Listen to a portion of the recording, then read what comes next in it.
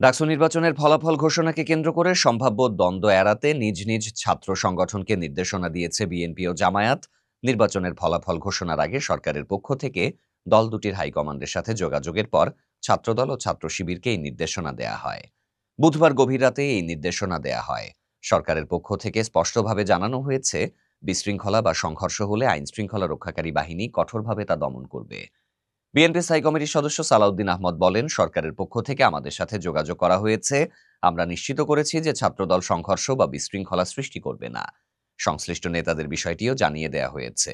জামায়াত ইসলামীর এক নায়েবে আমিরও মঙ্গলবার দিবাগত রাত 12টার দিকে সরকারের পক্ষ থেকে যোগাযোগের বিষয়টি নিশ্চিত করেছেন। তিনি বলেন, ছাত্র শিবির বা জামায়াতের বাইরের কেউ বিশ্ববিদ্যালয়ে প্রবেশ করবে না, তবে নেতাকর্মীদের সতর্ক দৃষ্টি রাখতে বলা হয়েছে।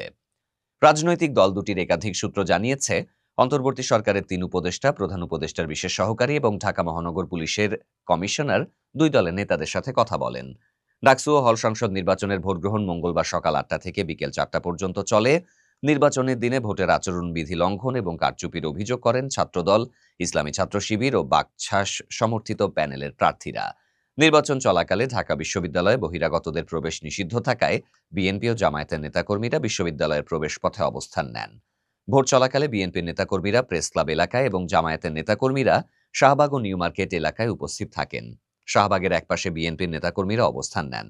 সন্ধ্যার পর মহানগর ছাত্রদল বাংলা মোটর এলাকা থেকে মিছিল নিয়ে শাহবাগের দিকে গেলে বিএনপি অঙ্গ সংগঠনের নেতাকর্মীরা নয়াপল্টনে অংশ নেন। জামায়াত ও শাহবাগে অবস্থান ধরে রাখায় সংঘর্ষের আশঙ্কা তৈরি হয়। এরপরই সরকারের পক্ষে বিএনপি ও জামায়াতের নেতাদের সাথে সরাসরি কথা বলার উদ্যোগ নেওয়া হয়।